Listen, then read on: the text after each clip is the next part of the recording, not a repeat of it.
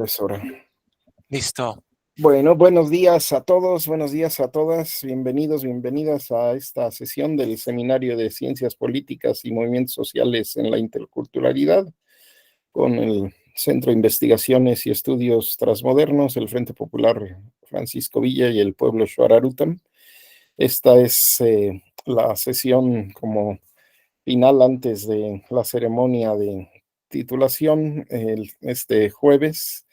Entonces tenemos programa múltiple. Empezamos con José Jiménez, del Frente Popular Francisco Villa. Ahí ven el título de la exposición, Movimientos Sociales Emblemáticos en México desde la Revolución. Y pues sin más, porque el tiempo va a estar apretado el día de hoy. Entonces adelante, José. Gracias, muy buen día a todos. Buen y sabroso día tengan ustedes, compañeras y compañeros. Agradezco su amable atención, el tiempo de su escucha y la paciencia a la reflexión que les presentaré. Es amable y generosa la voluntad del doctor Pedro Regadas y la doctora Josefina Guzmán. Es generosidad expresa de los maestros y expositores que durante ya un año y meses han compartido su sentir y su saber. Gracias a compañero Casiel, que en el manejo técnico hace posible que nuestra habla e imagen llegue más allá de las fronteras. Y es aún más sabia la acción de recuperar saberes y quienes lo hacen. El tema que abordaremos, si pudiera decirle, compañero Casiel, darle ahí el seguimiento para que vayan ahí pasando las láminas. Bueno, tengo una dedicatoria expresa, todo el mundo lo hemos hecho, lo dedico así. La siguiente, por favor. El tema que abordaremos. Adelante, adelante. En sentido amplio es el de los movimientos sociales, que a veces veremos como la lucha de clases en vivo, con seres de carne cálida, sangre roja y hueso vivo.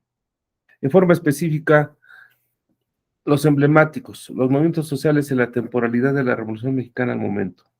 Más en forma, más delimitada, y con una decisión procesada señalando un corte de temporalidad, tomamos para esta exposición a la Revolución Mexicana, como un movimiento de movimientos sociales en que vemos primero a lo espontáneo, lo cual señalamos tiende a explicarse en causas, principalmente más, no únicamente en la vida material, que van conformando la fuerza de un momento para abrir un proceso de cambio. Citamos, el modo de producción de la vida material condiciona el proceso de vida social y política, y espiritual en general. No es la conciencia del hombre la que determina su ser, sino por el contrario, el ser social es lo que determina su conciencia. Al llegar a una fase determinada de desarrollo, las fuerzas productivas materiales de la sociedad entran en contradicción con las relaciones de producción existentes, o lo que no es más que la expresión jurídica de esto, con las relaciones de propiedad, dentro de las cuales se han desenvuelto hasta ahí de forma de desarrollo de las fuerzas productivas. Estas relaciones se convierten en trabas suyas y se abre una época de revolución social. Una cita de Carlos Marx de la Introducción a la Economía Política. Entonces, tenemos así abordar las causas que dan a la Revolución Mexicana, como un gran movimiento social de movimientos sociales, en donde toda la sociedad se pone en movimiento, en donde se tiene la necesidad de un cambio en lo material, se recambia un cambio en la propiedad, se demanda un cambio en la organización social y en el poder político. Efectos. El México que vivimos en la Revolución de 1910, la primera revolución social del siglo XX, la primera y única revolución de esta forma en América y la pionera en materia de derechos sociales.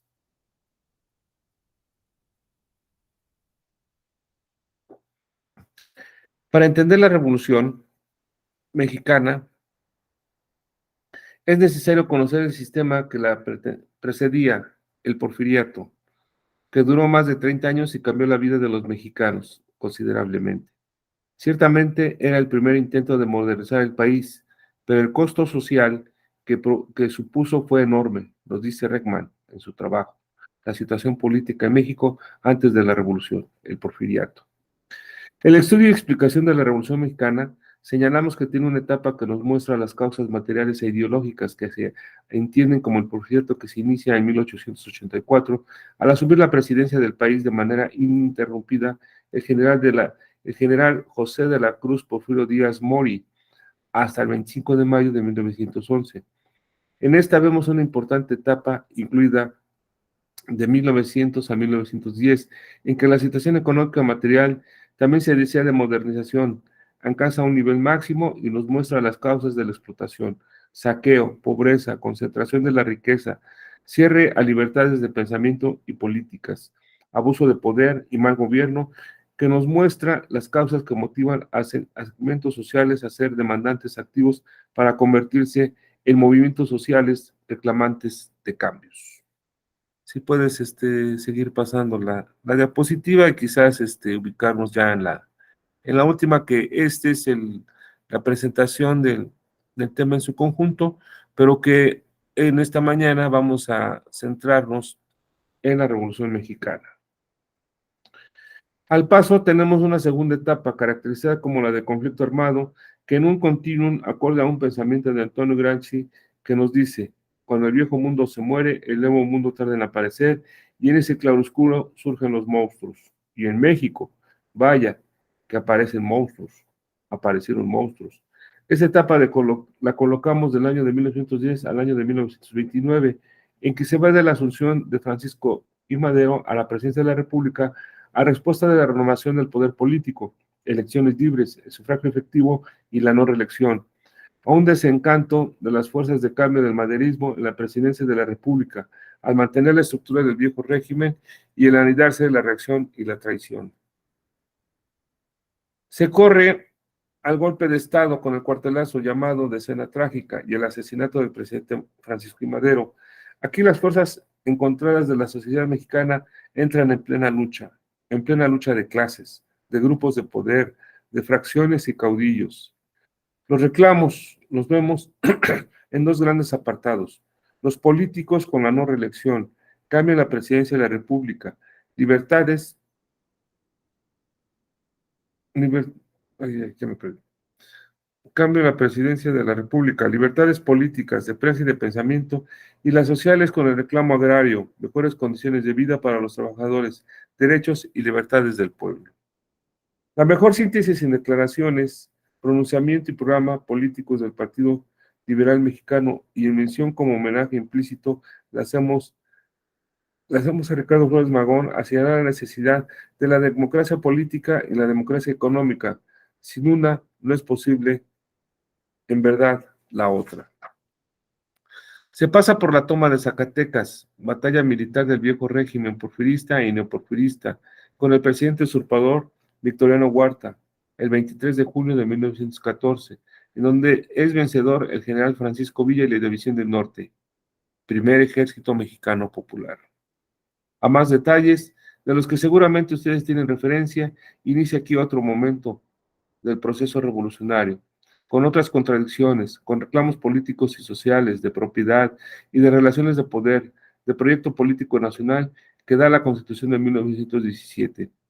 En este segmento de la historia nacional, llena de heroísmos y generosidad del pueblo, se tiene lamentablemente las traiciones, las ambiciones de poder y los asesinatos. En 1919 es asesinado Emiliano Zapata. En 1922 es asesinado en la cárcel Ricardo Flores Magón. En 1923 es asesinado Francisco Villa. Cabe señalar que también es asesinado en 1920 Venustiano Carranza. El general victorioso, cabecilla del grupo que se apropia del poder político nacional, Álvaro Obregón, asume la presidencia de la República de 1920 a 1924. Después de una pausa, pretende volver a ser presidente, lo que se entiende de cualquier forma como una reelección. Álvaro Obregón es en 1928 asesinado también.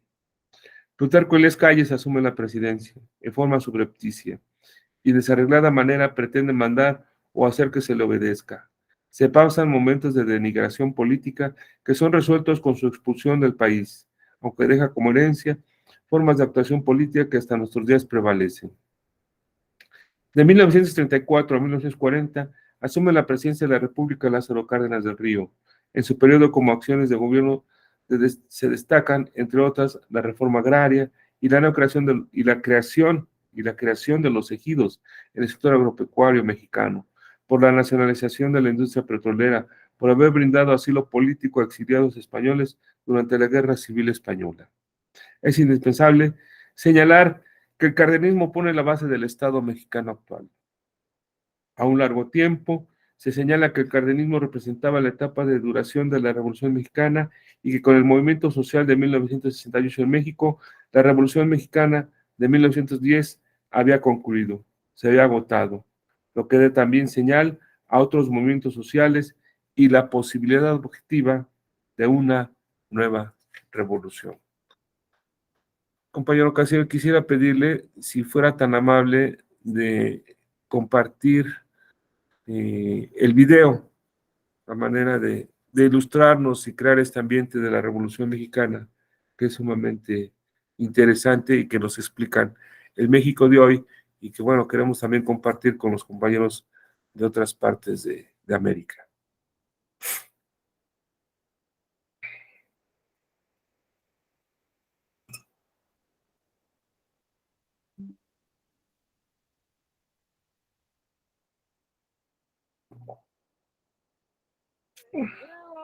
Francisco Villa, la Revolución Mexicana.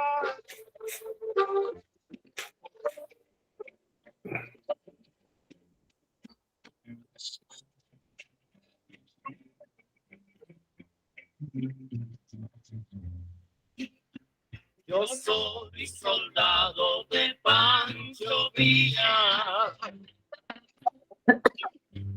Esos dorados soy el más fiel. Nada me importa perder la vida. Si es cosa de hombres morir por él.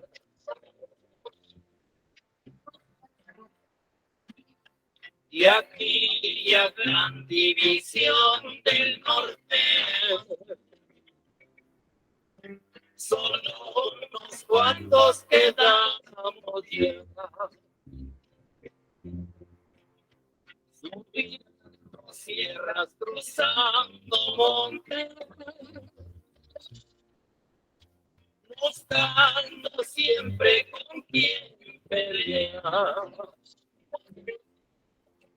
Ya llegó, ya está aquí, Pancho Villa, con su gente, con sus dorados valientes, por el lado de morir.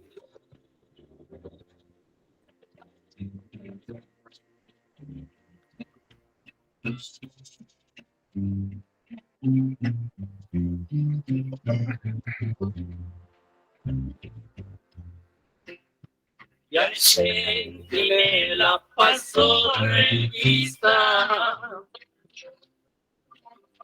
El campamento ya se durmió. Adiós les dice este villista.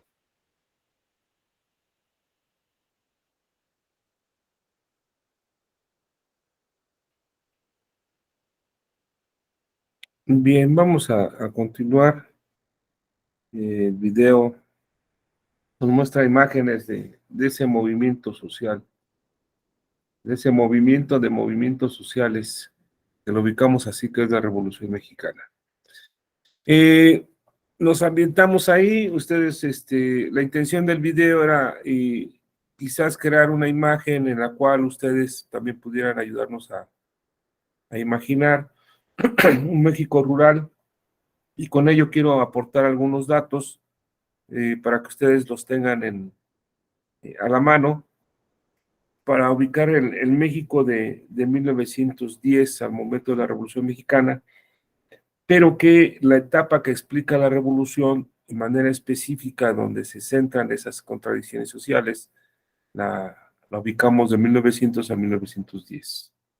Entonces nos permitimos acercar algunos datos, ofrecérselos y pensar en lo que es la Revolución Mexicana como movimiento social, pero que va en su contenido también una serie de movimientos sociales en donde se pone en activo, y vamos, y los trabajadores, los campesinos, los indígenas, las mujeres, los periodistas, los estudiantes, donde aquí hay que hacer ese rescate que alguien muy representativo del movimiento estudiantil de esos años, pues es el gran Ricardo Flores Magón.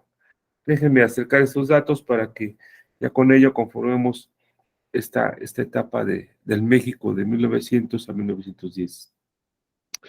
En población, acercamos aquí algunos datos de autores y nos dice así: en población, antes de que se llevara a cabo el movimiento armado revolucionario, México tenía apenas 15.660.369 habitantes. El dato nos parece muy interesante, dado que hay que recordar que en ese momento se aplica el segundo censo de población. Un primero se había aplicado a finales del siglo XIX, y aquí tenemos datos del segundo censo de población que nos dan este dato interesante: 15.160.369 habitantes. Y pues vamos a hacer un contraste a razón de los más de 125 millones de habitantes que actualmente, un poco más de 125 millones de habitantes que actualmente eh, se tiene en México, y más la población que ha estado en otros, más allá de las fronteras. Observamos aquí un crecimiento y cabe hacer ese contraste de 10 veces más. De la Revolución Mexicana hacia acá, se ha tenido un crecimiento poblacional de 10 veces más. Además de los pocos, más de 15 millones de mexicanos de aquel momento, 10.809.000 personas, esto es un 71%, habitaba en zonas rurales. Teníamos un México rural. Comparado con el 29, casi 30%, que significa 4.351.000 mexicanos que vivían en zonas urbanas. Vamos, esta situación, principalmente en la Ciudad de México, Jalisco, Guadalajara, Nuevo León, Monterrey, que son los puntos que hasta el momento han sido muy representativos del desarrollo urbano. El Distrito Federal era la entidad más habitada. Distrito Federal, Ciudad de México, capital del país, y sí, era la zona más habitada, esto con 471.066 habitantes. La cifra nos parece muy interesante: 471.000 habitantes, lo que hoy es población, podríamos decir, 2 alcaldías menores, como es Tláhuac o Milpalta, tienen este rango de población a este momento. En aquel entonces, todo el Distrito Federal contaba con 471.066 habitantes. Hoy la Ciudad de México, el Distrito Federal, llamada Ciudad de México, tenemos una población de un poco más de 8.918.000 habitantes. El contraste es interesante. Esa cantidad de habitantes es menor a la que tuvo la delegación Cuauhtémoc. También hablamos de la de 471.000, y esto haciendo referencia en el año 2015. Citamos la alcaldía, delegación, hoy alcaldía Cuauhtémoc, a razón de que es el centro de la ciudad, el lugar donde se dan los símbolos de nuestra mexicanidad, donde se encuentra el águila y la serpiente, donde está Palacio Nacional, y es muy significativo esta parte. En el aspecto geográfico, también es necesario tener una imagen del México de 1900-1910, y en la forma geográfica. Se nos dice que México no siempre ha tenido 32 entidades federativas, 32 estados. En 1910 se tenían 28 estados, era lo que conformaba la República Mexicana.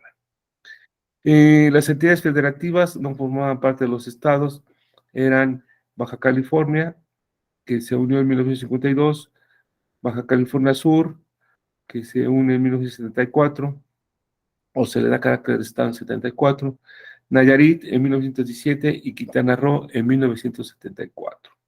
Estas entidades, ahí cabe hacer la precisión, estas entidades tenían el carácter de territorios federales y no propiamente de entidades federativas. Un proceso semejante ha cruzado el Distrito Federal, hoy Ciudad de México, en el año 2017. Su estatus pasa de ser territorio o tener alguna característica como fue la Ciudad de México como Distrito Federal a ser ya propiamente estados. Y esto nos explica esta situación. Entonces tenemos en resumen que para 1910 México contaba con 28 estados, 4 territorios y un distrito federal. Algunos han de recordar esta referencia porque eso estaba inscrito en la Constitución mexicana en aquel entonces, que todavía conocimos allá por los años 70 y que era la referencia geográfica que tenemos a la mano. Esta es en la parte geográfica. En la parte política vamos a rescatar algunas imágenes, algunos elementos muy interesantes y que nos dan también esa imagen de lo que tenemos en México, que da a explicar el México de la Revolución de 1910. Empezaremos con el Porfiriato. En los 32 años del Porfiriato se construyeron en México más de 19,000 kilómetros de vías férreas. Con la inversión extranjera, el país quedó comunicado por la red telegráfica, se realizaron inversiones de capital extranjero y se impulsó la industria nacional. El capital extranjero controlaba el 77% de origen principalmente estadounidense. Al capital mexicano correspondía al 23%, y ello, bueno, pues está en términos de un desagregado a lo que sería la participación directa en esta parte. Había 177 sociedades anónimas, más importantes que se han en México durante 1910, se distribuían de la siguiente forma: 40% correspondía a los ferrocarriles, 17% a la minería, 17% a los bancos, 6% a la industria, 6% a la electricidad, 5.9% al petróleo, 4.2% a la agricultura y 1.6% al comercio. Esto nos muestra la presencia del capital en cada una de las ramas. La década de 1901 a 1910 estuvo llena de acontecimientos trascendentes para la vida política nacional y por consiguiente para el gobierno de Porfirio Díaz.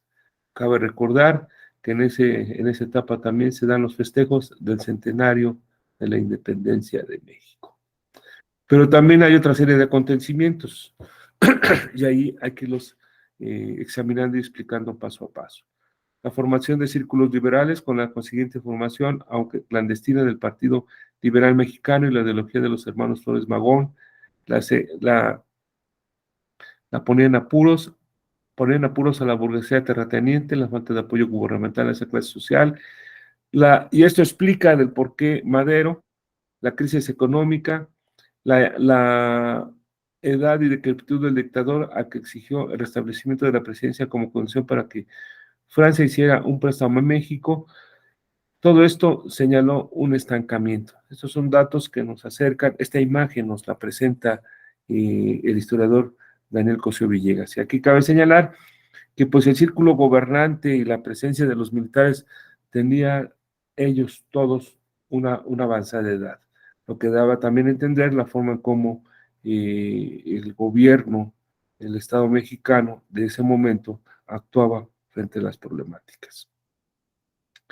México porfirista se enorgulleció de sus logros materiales, de haber constituido una red de ferrocarriles, es cierto, hizo salir al país de una situación de aislamiento, y con ello, bueno, pues se da un discurso de llevar la civilización. Se presumía que se estuviera en los parámetros de aquel entonces a nivel de Europa. Las condiciones políticas y su evolución, sobra monumental complacencia, publicará a 1910, y ya estaban presentes grietas y descontentos. Esta es la situación política que ahí permeaba. Cabe decir que había prensa que expresaba el descontento, periódicos democráticos que con dificultades pues hacían la labor informativa. Así tenemos el Demócrata, el hijo del Aguizote, que mostraban y en sus páginas expresaban el descontento. Aquí resaltamos un hecho de Heriberto Frías, que es uno de los que publica y hace una crónica de un movimiento social semi-religioso en Tomochic, que es lamentablemente masacrado. Es una situación mucho muy difícil, esto correspondiente al año de 1892 y que nos refleja en sí ya una situación muy directa de la actuación del porfiriato. Con ello, bueno, pues se dan la actuación de una serie de expresiones. La sociedad mexicana está en movimiento y se tiene así en 1906 el tiempo de las huelgas de Cananero Blanco y del Ferrocarril Central. Se inicia la publicación de la revista Sabia Moderna, que duró poco, pero lo bastante para dar voz de un tiempo nuevo, un tiempo donde ya se sentía esa acción de esos movimientos sociales. También con ello había la expresión de grupos culturales, como era el del doctor Atl, mejor llamado Gerardo Murillo. El doctor Atl es un seudónimo, en donde, bueno, pues se aprecia ya exposición de los sectores culturales. También aquí ya se empiezan a reunir y mostrar, dar muestras de actividad, grupos de intelectuales, entre los que, bueno, pues destaca José Vasconcelos, entre otros. Se cita también a Alfonso Reyes, que, bueno, pues también es heredero de situaciones muy particulares y que después, bueno, pues es un connotado intelectual del México postrevolucionario. Todo esto se va conformando. Año de 1908 sucede una situación particular, es una entrevista, una famosa entrevista del periodista James Greenman al presidente general Porfirio Díaz, en donde se da una declaración que va a dar motivo también a la actuación de varios políticos, entre ellos Madero, a manera de buscar por la vía electoral la presidencia de la República. Porfirio Díaz, pudimos rescatar su voz, pero tenemos problemas técnicos. En mejor momento la podríamos compartir. Porfirio Díaz dice: me retiraré al concluir este periodo constitucional y acogeré gustoso un partido de oposición en México, si aparece. Lo veremos como una bendición. Estas declaraciones dan motivo a que políticos de origen hacendario, eran hacendados, como es Francisco I. Madero, pues asuma de pleno y de lleno la lucha por la presidencia y buscar acceder a la presidencia por la vía electoral. Tiene un libro que publica y en el cual pues sirve como base de movilización y de discurso político en aquel momento. Cabe señalar que Madero también recorre el país y lo hace de manera muy, muy propia para aquel momento histórico. Para el año 1909, entre los partidos organizados estaba el antireeleccionista, el partido reeleccionista no reapareció para procesar por la permanencia del dictador, pero los deseos de renovación ya no podían detenerse. La inquietud intelectual se consolidó con la fundación del Ateneo de la Juventud, cuyas sesiones públicas contagiaron de entusiasmo a toda una generación en un año de grandes acontecimientos y simbolismo, el año de 1910. Las fiestas del centenario, realizadas poco después del fraude electoral, resultaban una burla para muchos mexicanos.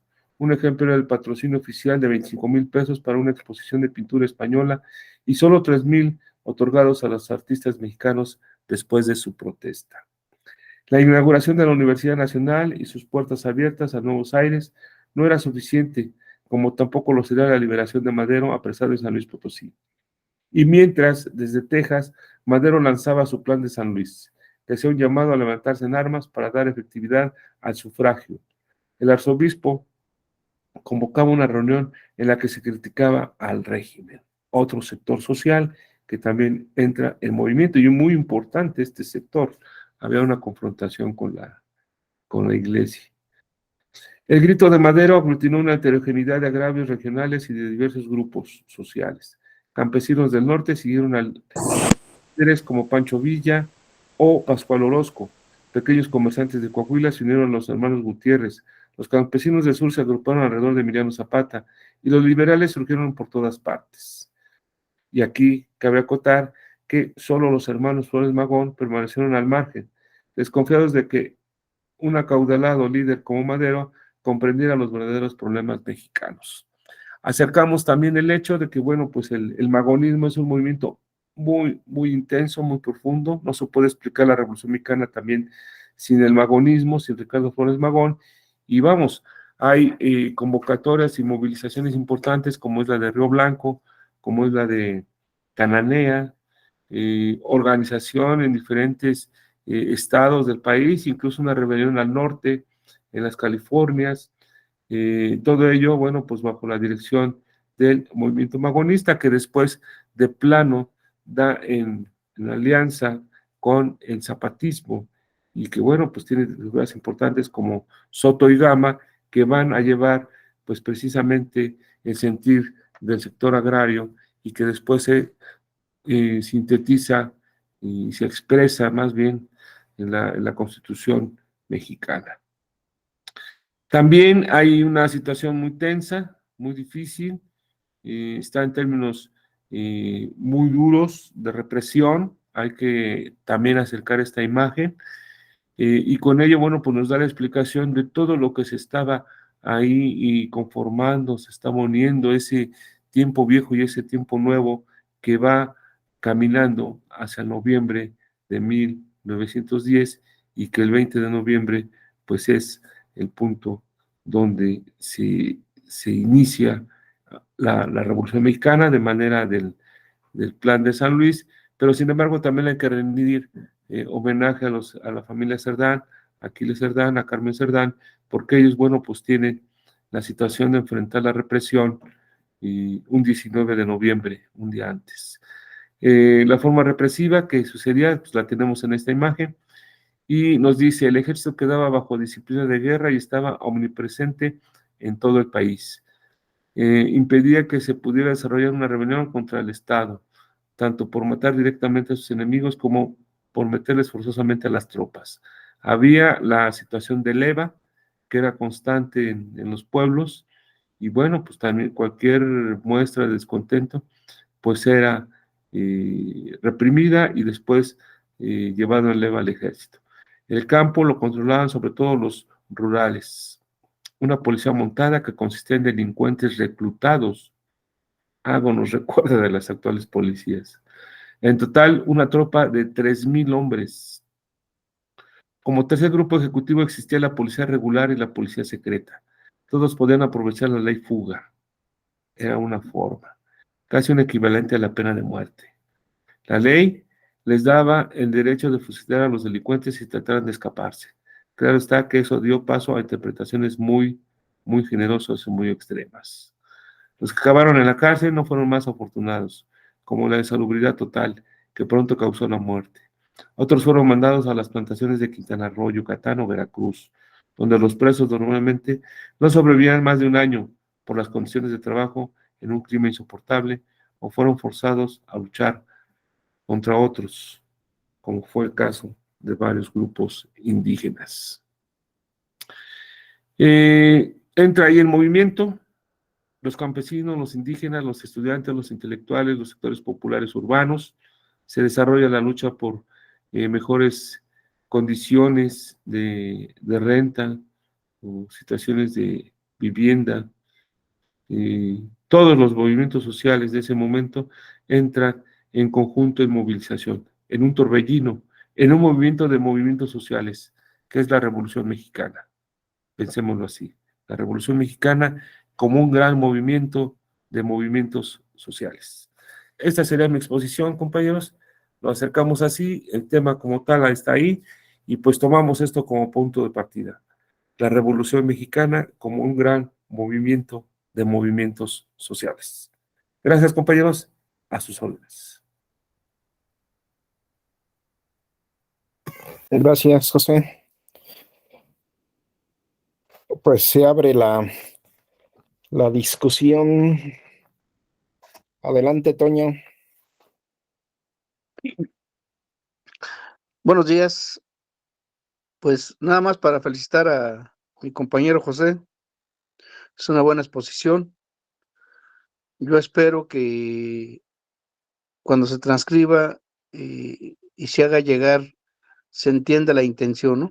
De que a nivel continental se reconozca el papel que ha jugado tanto la gente en el movimiento social como algunos dirigentes. Buen día. Y gracias, José. Gracias, Toño. ¿Alguien más? ¿Comentario? Si no, en lo que calientan motores, yo te comento algo. Cuando nos vimos allá en el frente, en Nochebuena, comentábamos un poquito de la periodización, ¿no? Entonces ahorita hiciste Así es. una propuesta.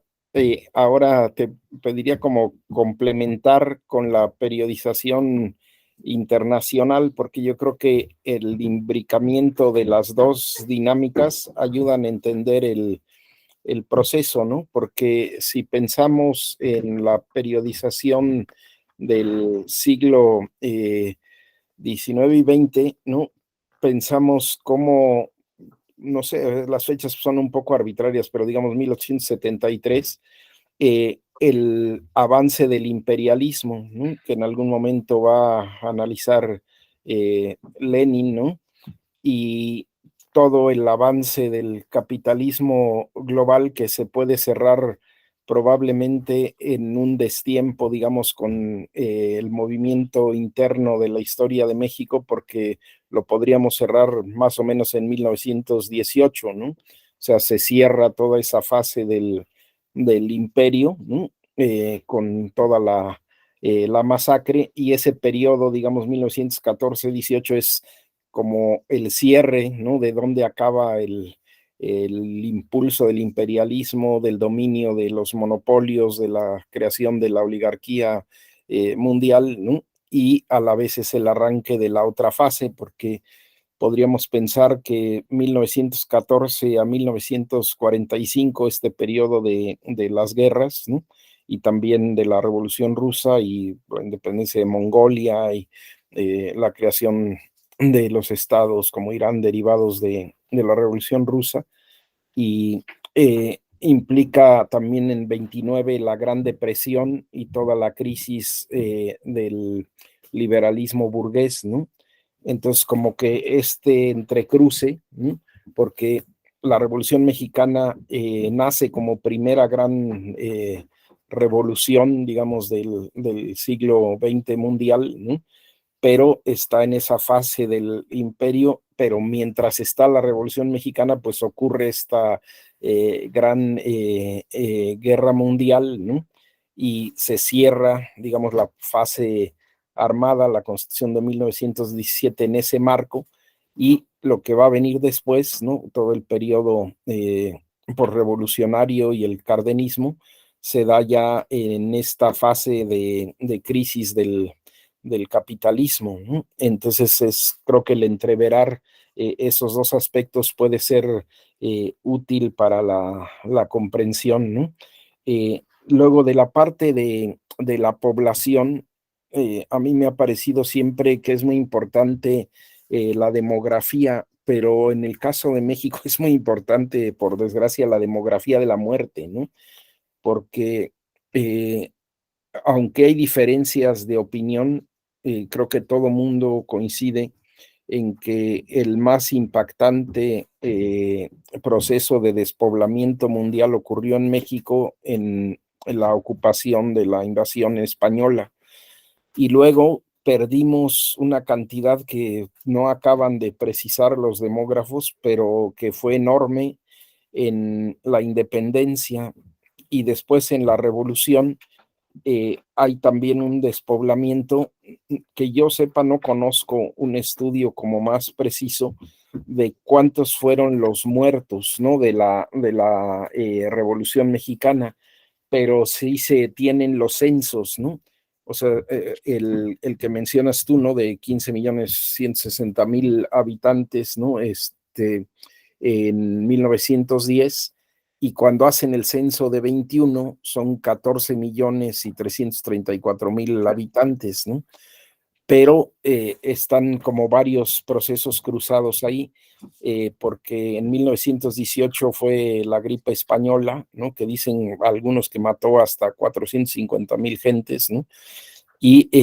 Pero está la parte de la muerte y está también como procesos de migración, ¿no? A Estados Unidos, a Guatemala, a Cuba, a Europa incluso, ¿no?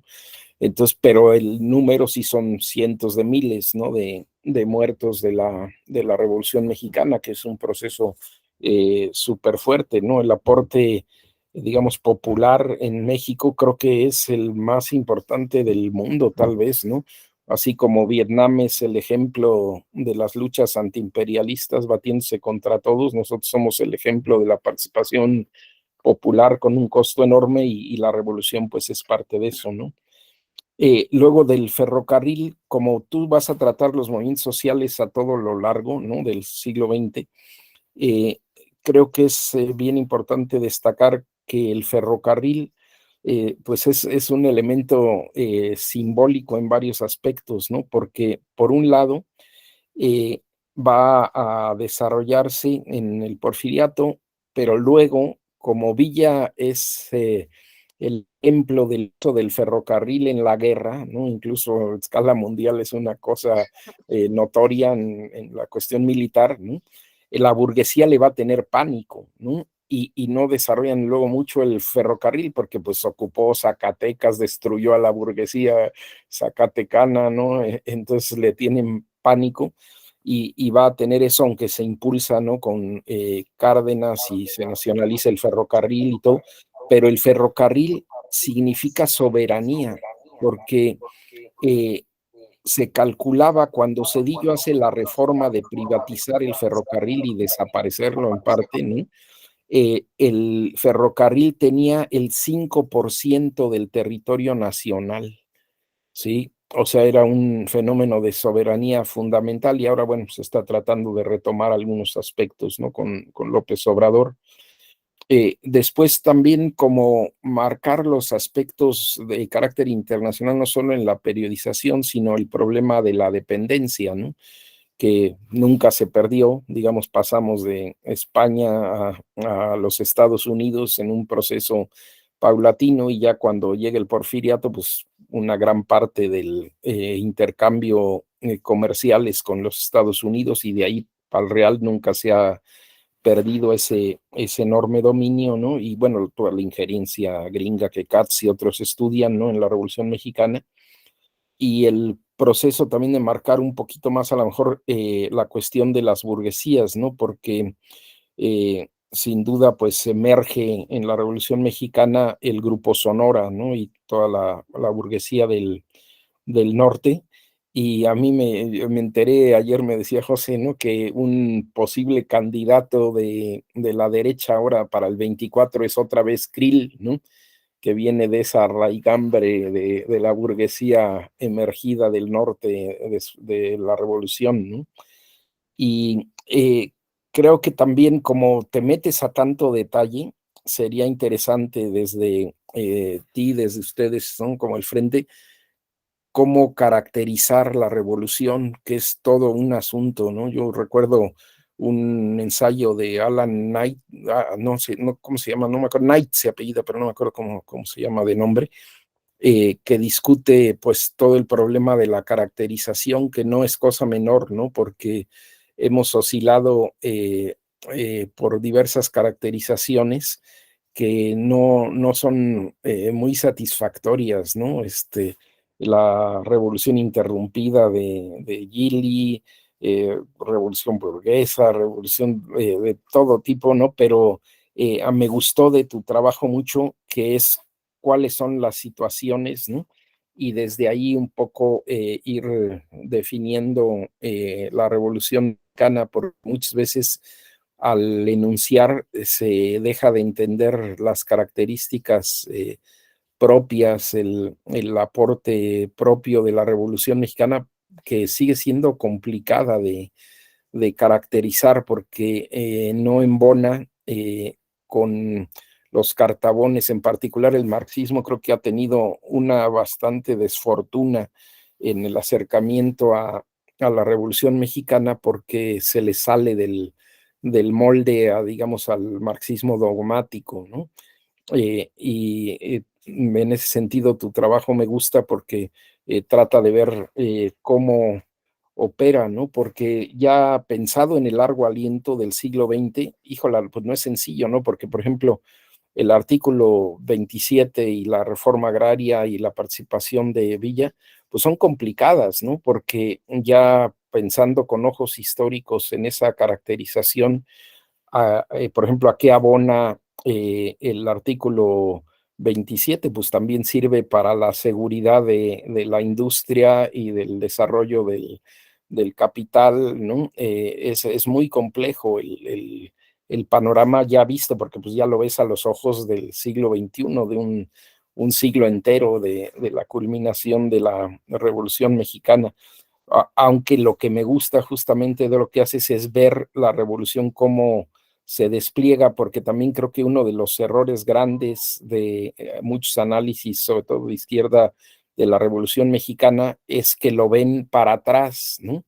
Es decir, como que ven en dónde estamos y analizan desde lo que sucedió y de otros movimientos, por ejemplo, ya la Revolución Rusa del 17, etcétera, y entonces opinan sobre la Revolución Mexicana en vez de ver en el proceso concreto de la historia cómo se está desarrollando, ¿no? Porque ese es un riesgo siempre del análisis histórico, es como decía Foucault, ¿no? Juzgan a la persona una vez que cometió un asesinato como si siempre toda la vida hubiera sido alguien que estaba destinado a cometer el asesinato, ¿no?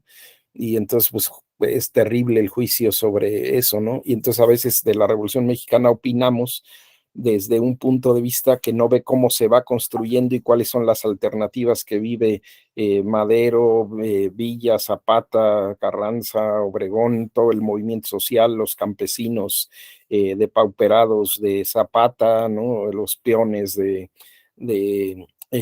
Villa, etcétera, ¿no? Entonces, creo que está bonito el trabajo, nomás que sí es un boletísimo y pensando que vas a todo el siglo XX, pues está cañón, pero felicidades porque pues es un esfuerzo enorme, ¿no? Sí, sí, gracias, gracias, maestro.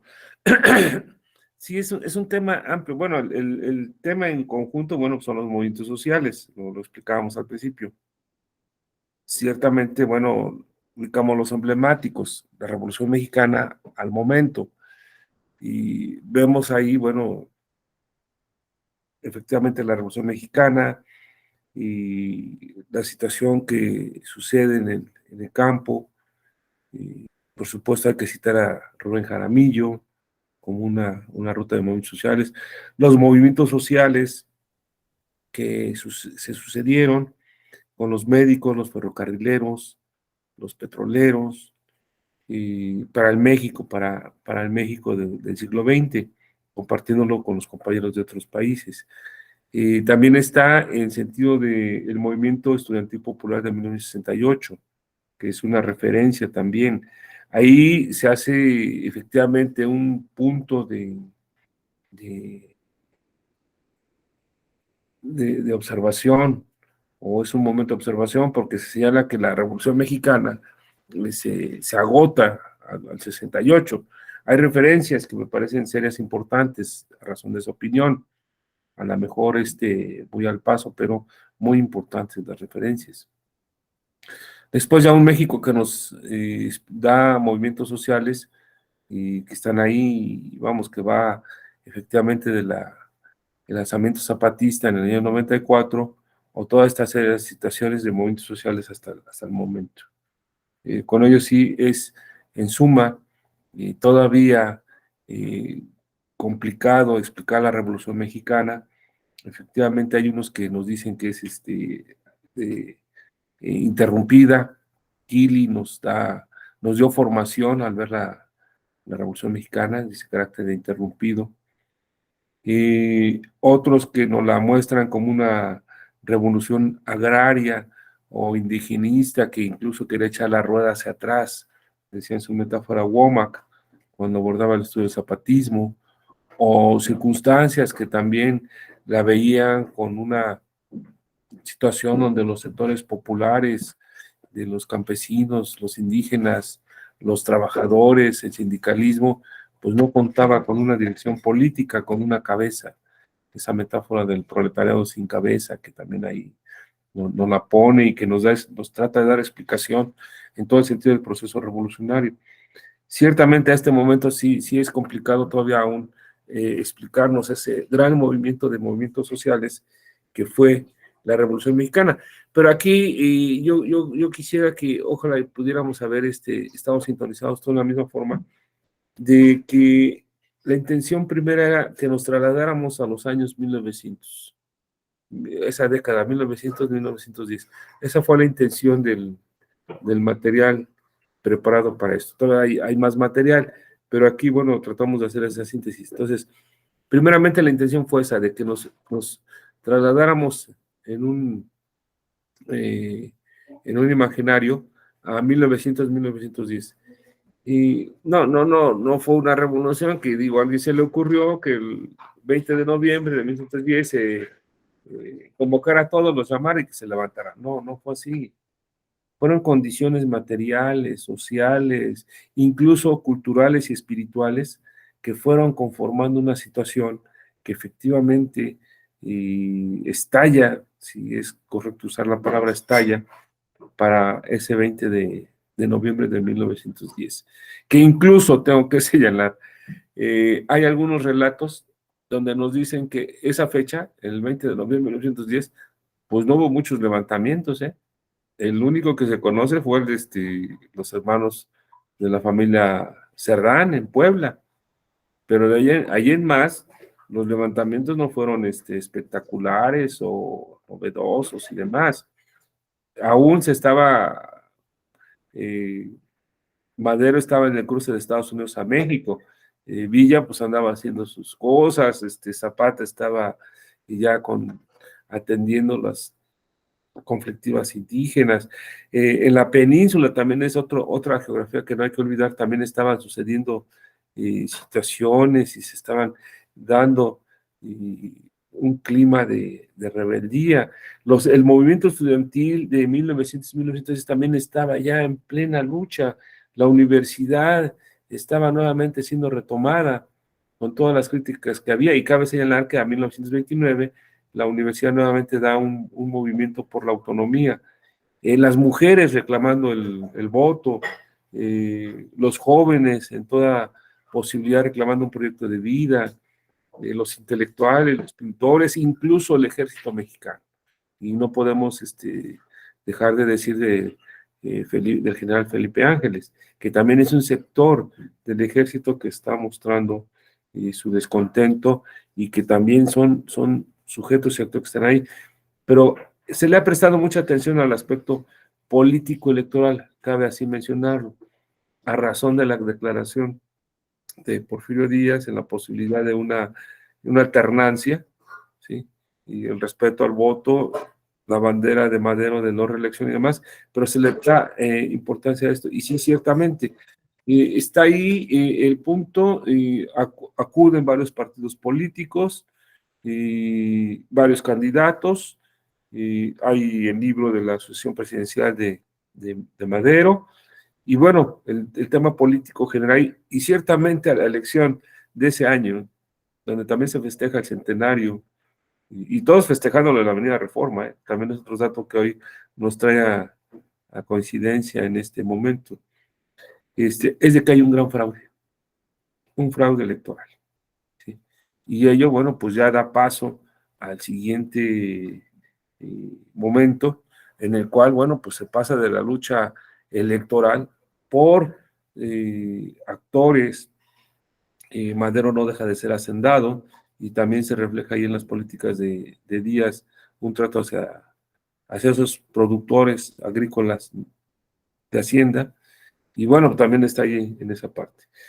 Con ello, bueno, pues se da una situación de un fraude electoral, y con ello, bueno, pues quizás está en esa posibilidad que es el punto de toque. Pero no se piensen que los movimientos sociales son así, que a alguien se le ocurre y llama y que son espontáneos. No, ocurren una serie de suma, de cúmulo, de ir y dándose la conformación de causas y que nos van a explicar un movimiento social. La Revolución Mexicana de 1910 sí tuvo esa parte de la lucha político-electoral por la no reelección y el sufragio efectivo, pero también los sectores populares reclamaban y ponían por delante sus demandas. Los campesinos indígenas en situaciones muy difíciles en todo el país, teníamos un México rural, los trabajadores también están en reclamos, jornadas laborales terribles de hasta 18 horas sin ninguna protección social, y los estudiantes adquiriendo conciencia, viene un movimiento ahí que es de muy romántico, pero que adquiere conciencia y que va también en esa parte dando, siendo otro actor que va a participar en la revolución.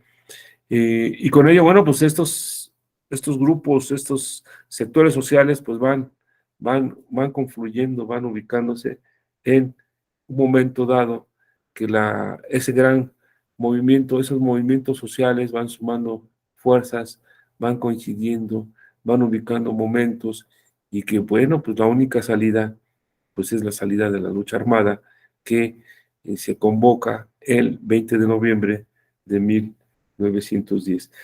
La parte ya internacional, sí, vamos a darnos esa tarea, todos los puntos que hay esa referencia. Ciertamente sí, tomo los datos del segundo censo de población en México, nos muestran, contrastándolo también con el tercer censo, que es después ya de la etapa revolucionaria hasta la década de los años 20, donde nuevamente se aplicó otro censo.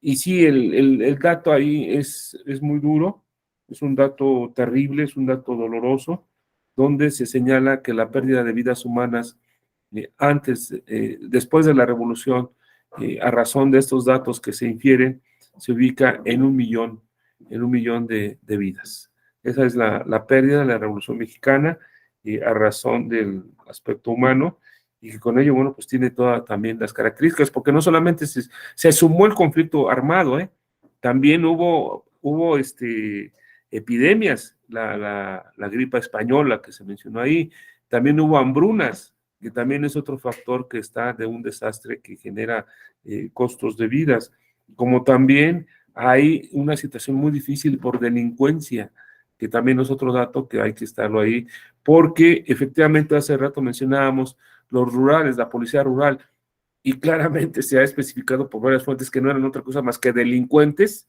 que eran incorporados al papel de policías. Entonces, son elementos que nos van explicando ese México de 1910 y que al punto, pues ya en la parte internacional coincide con otros momentos o se da en ese segmento de tiempo. Y bueno, pues la Revolución Rusa tuvo el antecedente de 1905, Lenin la menciona como el gran ensayo, a 1917, se logra en 1917, como también hay otra serie de movimientos sociales, llamémoslos amplitud, en otras partes del mundo. En Centroamérica, bueno, pues también están situaciones que están ocurriendo, particularmente lo cito Nicaragua, o en Sudamérica, donde también hay procesos políticos, sociales, que están ahí sucediendo.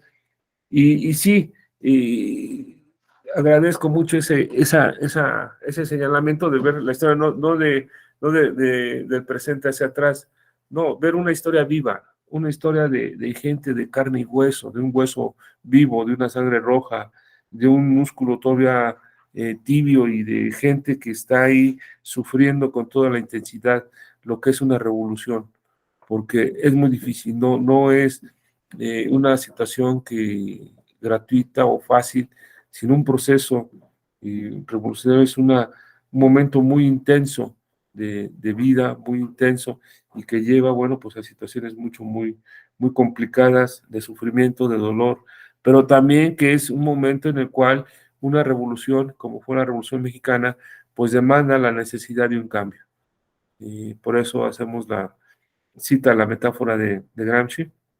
Están dadas esas condiciones y en esa posibilidad, pero bueno, lo nuevo no alcanza a nacer y lo viejo no alcanza a morir y no alcanza a darse el cambio, y es ahí donde se tienen pues esa serie de situaciones muy difíciles que viven gente de carne y hueso, y todavía aún hoy podemos decir que tenemos padres, abuelos, que bueno, pues ya por los años nos seguirán platicando o comentando quizás el domingo por la mañana, y cuando ellos platican y comentan esa parte de vida que los tocó vivir en ese México que, bueno, pues ya lo estamos superando, pues todavía el mantel huele a pólvora, y nos han platicado mucho de esa etapa, que la vivió todo el pueblo mexicano de una u otra forma, y que bueno, pues que es el movimiento social más importante de México y del cual partimos para abordar el estudio de los movimientos sociales y sobre todo aquellos de carácter emblemático. Muchas gracias. Gracias, José. Nomás antes de darle la palabra a Marcelo, comentar, la parte del magonismo que tú y el Frente rescatan tanto como en general la izquierda, pues en México rescatamos, aunque no está allí totalmente en acto, digamos, en el proceso de la Revolución Mexicana, sí es como el trasfondo que va a alimentar muchos de los grandes logros sociales, ¿no? Sea como sea que se los califique, porque en el programa de Magón pues está el derecho de la mujer trabajadora, la jornada de 8 horas frente a estas jornadas de 18, el salario mínimo, ¿no? Que frente a pues condiciones que sí eran verdaderamente miserables, la prohibición del trabajo infantil que era frecuente y masivo, ¿no? El regular el trabajo a destajo, ¿no? Las cuestiones de higiene, de seguridad, el sistema acasillado del endeudamiento, ¿no? Las tiendas de raya, el descanso del domingo, ¿no? Que ahora es común, si no en todos, pues en una gran mayoría, todo eso es fruto del esfuerzo magonista y que finalmente penetró en todos, hasta en el mismo Madero, ¿no? Porque el trabajo ideológico pues penetró por todas partes, ¿no? Adelante, Marcelo. Muchas gracias, doctor. Compañeros, compañeras. Primeramente, felicitarle al compañero José Jiménez por la excelencia exposición sobre la vida revolucionaria mexicana del 20 de noviembre de 1910. Bien es cierto, en ese año hubo un dominio de monopolio de los imperialistas. Excelente por la exposición, que bien como fue recalcando sobre gracias a esos hombres luchadores que casi en el nivel en el mundo recordamos labores, quizás en ese entonces había mucha injusticia, abusos de los conquistadores, que no había ningún derechos. Entonces, de acuerdo de ellos, los grandes luchadores, de nuestros hermanos, hoy se respetan los trabajos laborales 8 horas, bien es cierto, como el doctor mismo cuestiona, los días sábados, domingos, gracias a esos luchadores hermanos. Y por esta justa razón, reclamo de derecho y de la justicia. Y muy emocionante de el proyecto de tesis que usted lo ha realizado, compañero, donde nuestros hermanos, tanto los trabajadores, estudiantes, universitarios, obreros, artesanos, lucharon y derramaron la sangre para que hoy en día haya esa justicia y que respete. Y yo antemano le agradezco, compañero, por su labor excelente que has hecho ese trabajo, y no solamente para México, sino para nivel en el mundo. Gracias a ellos, a esos hombres luchadores, se respeta la justicia, existe derecho en el mundo.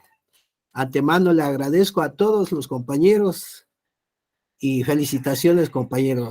Mis felicitaciones. Muchas gracias.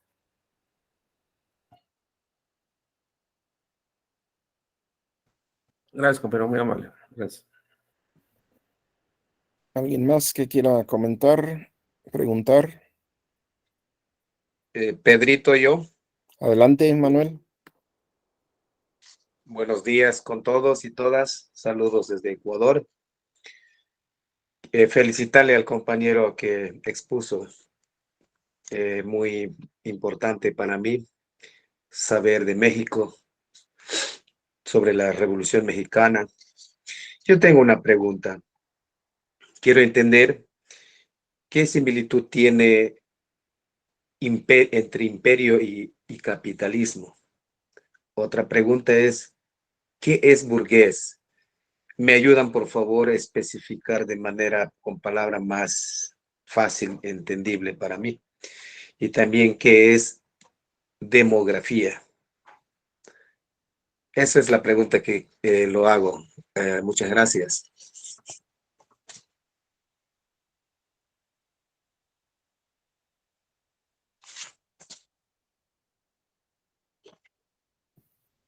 Adelante, José. Sí, sí, sí. Sí, gracias. Imperio Sí, Yankee. Gracias, compañero. Muy amable. Son muy generosas sus palabras. Agradecerle ese reconocimiento. Pues sí, demografía, bueno, pues es la disciplina que estudia la población. No me gusta así pensarla solamente en números, sino es esta disciplina que nos va describiendo cómo evoluciona la población y en qué circunstancias se va desarrollando. Veo así la demografía porque luego hay una referencia de que nos ofrecen datos demográficos. Son tantos habitantes y como que el número es muy frío. Yo quisiera invitar que pensemos que en el número, atrás de ese número hay gente, hay seres humanos y que todos esos números nos representan gente viva que está en alguna u otra circunstancia. El término burgués, compañero, lo ubicamos como una clase social que es propietaria o poseedora o que se hizo propietaria mediante procesos no muy adecuados, diría Marx, a sangre y fuego, de los medios de producción. ¿Sí? Ese es el sentido de la clase burguesa, que ostenta la propiedad de los medios de producción. El capitalismo es un modo de producción que se ubica fundamentalmente en la explotación del trabajo asalariado. ¿Sí?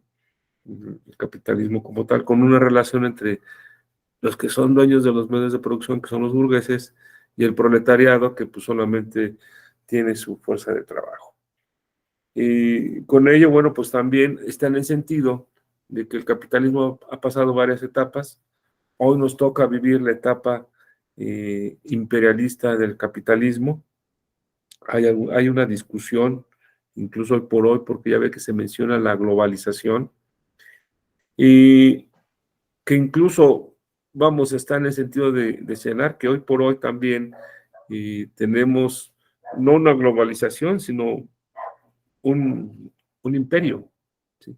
El término globalización se nos ha venido también a mostrar como una palabra suave, donde se oculta ese actuar del capital en busca de mercados para seguir explotando y extrayendo valores, que sin embargo, bueno, pues tendremos que llamarla también hoy por hoy, quitándole esa tela que le cubre y verla como un imperio también que está ahí. Entonces, sería eso mi comentario, compañero. Espero que haya sido claro, porque sus preguntas también fueron muy, muy concretas, y agradecerle mucho su generosidad al hacer este comentario. Muchas gracias, compañero. Sí, tal vez también un poquito en la definición pues más clásica en el marxismo del imperialismo, ¿no? Que se considera pues el capitalismo se va formando muy fuerte desde el siglo XIII en sus inicios con cuestiones comerciales, ¿no? Y poco a poco va adquiriendo su carácter más consolidado y justamente 1492 y la invasión del continente va a ser un hito en la creación del sistema mundo, ¿no? Y en el arranque de la acumulación a partir de las riquezas de nuestro país y de la muerte y trabajo de nuestra gente, ¿no? Que permite acumular la plata, el oro y hace circular a España y luego a Holanda y otros países y crea las condiciones de lo que se llama la acumulación originaria del capital, ¿no? Y se va consolidando y luego va pasando por la revolución industrial, etcétera. Pero el imperialismo se empieza a utilizar como una palabra para definir una etapa del capitalismo a partir de Lenin, ¿no? Lenin dice, en esta larga formación desde el siglo XIII y sobre todo desde 1492 al siglo XIX, la idea es que es como una fase superior de ese dominio de la burguesía de control de los medios de producción y de explotación del trabajo asalariado, ¿no? Y esa fase superior del capitalismo implica que se concentra más todavía la producción y los monopolios, ¿sí?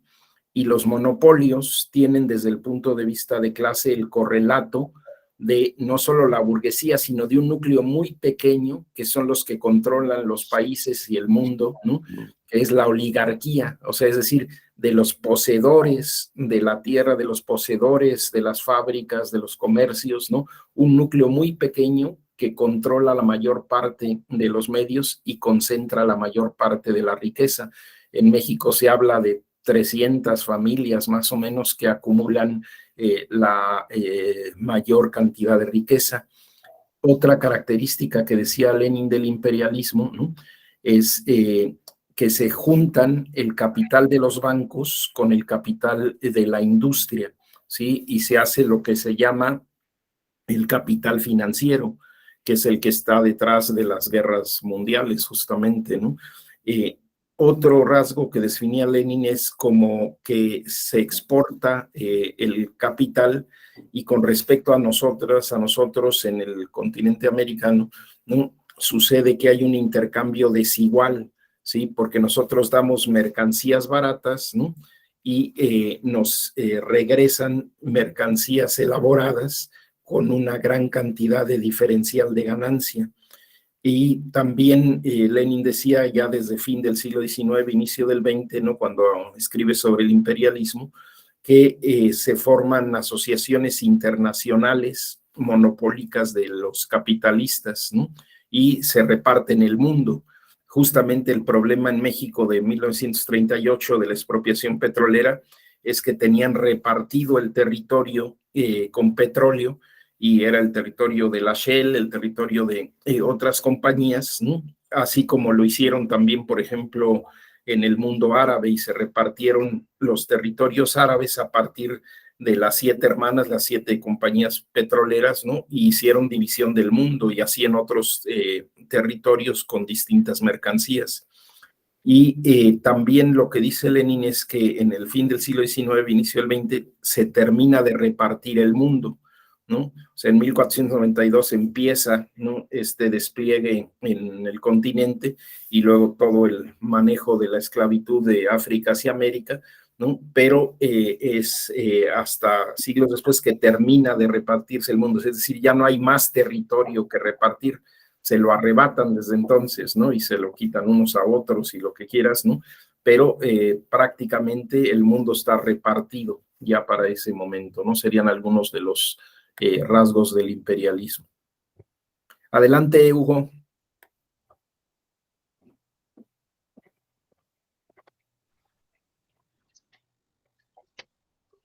Muy buenos días a todos los compañeros, compañeras.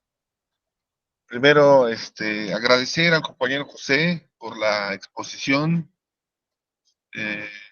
nos permite nutrir algunos elementos y vale la referencia histórica del movimiento que somos herederos de este proceso de participación sumamente importante en el asunto de la lucha de los pensamientos y la lucha histórica en México y en la humanidad.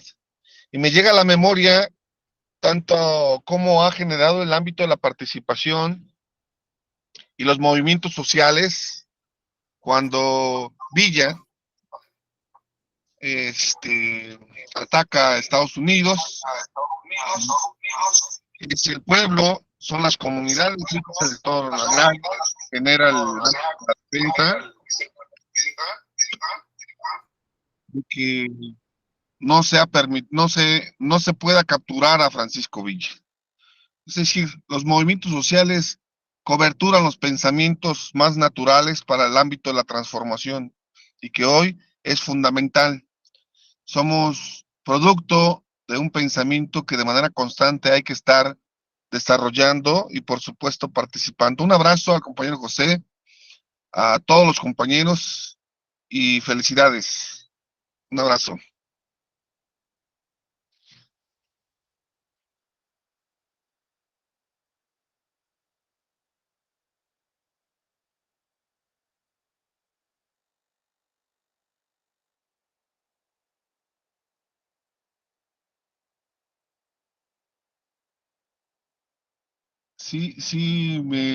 No sé si se escuchó, compañeros. Sí se escuchó. Lo que pasa es que estoy esperando la señal de Pedro, el maestro, Pedro Reigadas.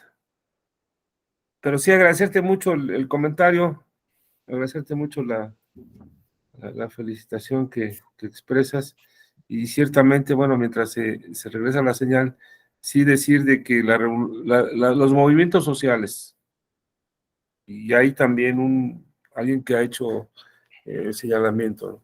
Los movimientos sociales van actuando hasta llegar el momento de que se genera una revolución. También eso se ha visto en algunos trabajos de estudio de movimientos sociales, y bueno, pues está ahí. Y agradecerte mucho el comentario, Hugo. Ya se restableció la señal, ya está con nosotros nuevamente Pedro. Sí, bueno, pues no sé, yo creo que más o menos aquí, si no hay alguna otra intervención, aquí cerraríamos la plática con José.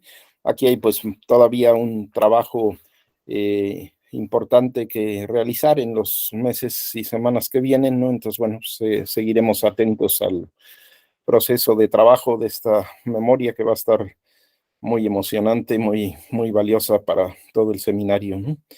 Y pues yo creo que aquí la dejaríamos para dar pie a Ana, Ana Alpuche, que nos va a hacer virar del movimiento emblemático en la ciudad, en México, hacia el movimiento de las mujeres, ¿no? Entonces, pues bienvenida, Ana, y gracias, José, por la exposición. Gracias, muy buen día a todos. Gracias. Buenos días a todos los compañeros. Estaríamos dando inicio a mi investigación. Mi tema es la historia de la mujer en la sociedad y el Frente Popular Francisco Villa. Casi él nos va a hacer favor de estar ahí con las diapositivas. Entonces, le damos inicio. Quiero empezar con el objetivo. El presente trabajo de investigación tiene como objetivo describir y analizar la historia de las mujeres en la sociedad y dentro del Frente Popular Francisco Villa, desde una perspectiva histórica y social a través de la experiencia. Describir y analizar la historia de las mujeres de la época de la Revolución para dar a conocer la ideología de las mujeres del Frente Popular Francisco Villa.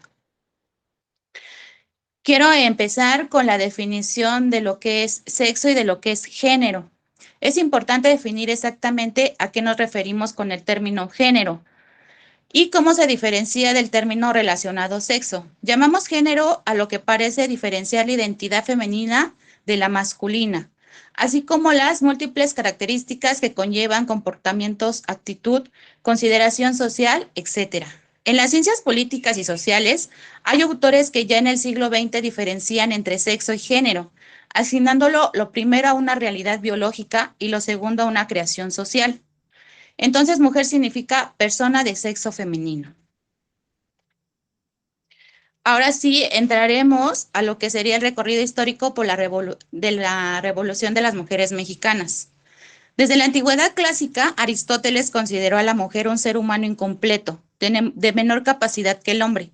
También desde entonces, Platón hizo ver a sus discípulos que no podían haber nada mejor para una sociedad que contar con todos sus miembros para defenderla. Por ello propuso que se dieran a las mujeres la posibilidad de participar en su defensa. En la selectiva democracia ateniense, solo podían votar los hombres libres que pudieran la capacidad de portar armas, por lo que se excluía a los ancianos, a los discapacitados, a los esclavos y a las mujeres, que era la mayoría de la población. Lamentablemente prevaleció la visión aristotélica y no la idea platónica. A través de los siglos, el sistema patriarcal se reforzó mediante concepciones filosóficas y religiosas, así como normas jurídicas. Las mujeres han debido librar una encarnizada lucha para deconstruir esa cultura discriminatoria. Lucharon primero por sus derechos laborales, después por el acceso a la educación y por sus derechos políticos. En la actualidad, seguimos luchando por nuestro derecho a la salud y a una vida libre sin violencia. Un recorrido histórico por la revolución de las mujeres mexicanas. Hasta hace pocos años, la historia de las mujeres en México y en el mundo había sido una historia olvidada. Por ello se ignora que también en nuestro país, desde los inicios de la vida independiente, hubo mujeres que demandaron sus derechos. Como antecedentes de los movimientos sufragistas, cabe recordar la Carta de las Mujeres Zacatecanas al Congreso Constituyente de 1824, donde reclamaban participar en la toma de decisiones. Lamentablemente pasaría mucho más de un siglo para que su demanda fuera satisfecha. Había que superar la tradición de una cultura patriarcal en la que el hombre nace para mandar y la mujer para obedecer. Los cambios culturales son difíciles, llevan generaciones. La población femenina ha participado activamente en la construcción de México, trabajando sin descanso en la crianza, en las labores domésticas, con el cuidado de todos los miembros del núcleo familiar y fuera de su casa. En el campo, cultivando la tierra, que nunca le perteneció por su condición de mujer. En las fábricas, principalmente las de textiles, recibiendo paga inferior a la de sus compañeros por el mismo trabajo.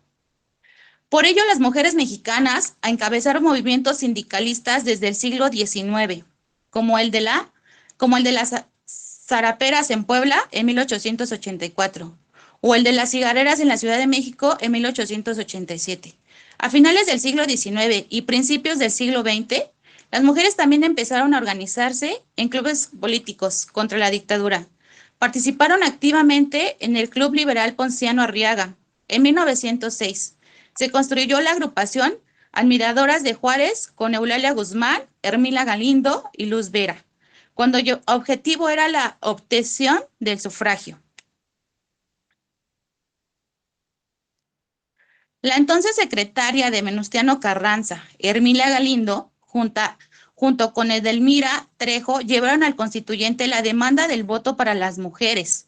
Hermila encabezó a un nutrido grupo de mujeres que se manifestó por el voto a las puertas del Teatro Iturbide de Querétaro, donde sesionaban el Congreso. El 23 de enero de 1917, además de la propuesta de Galindo, se recibió en el Congreso Constituyentes la iniciativa del general Salvador González Torres, representante de Michoacán, en el mismo sentido. Por el contrario, Inés Malavés presentó la demanda de que no se le otorgara el sufragio a la mujer porque ésta estaba bajo la fénula del clero. En la sesión del 26 de enero de 1917, se discutió y votó, entre otros asuntos, el artículo 34, referente a la ciudadanía, que fue aprobado por 168 votos a favor y 2 en contra. Esos 2 en contra fue de Esteban Vaca Calderón de Jalisco y Hilario Medina de Guanajuato, excluyendo a la mujer.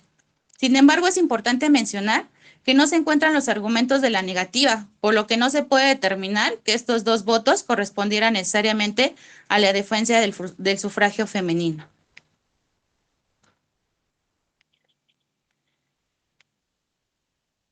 Hubo voces excepcionales, como la de José Ramírez Garrido, diputado constituyente en el Congreso local de Tabasco, quien afirmó que tan ignorantes eran las mujeres como los hombres.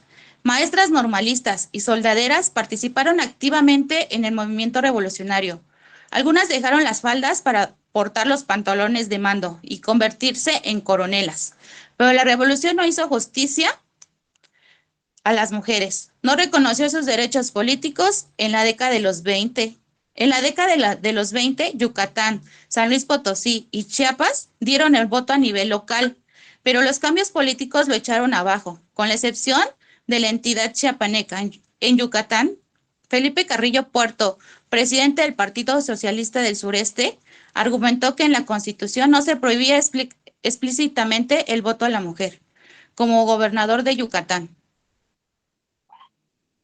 De 1922 a 1924, envió a la legislatura del Estado la iniciativa que concedía el voto a la mujer y apoyo a las candidaturas femeninas para cargos de elección popular local, siendo la primera entidad de la República en dar este paso.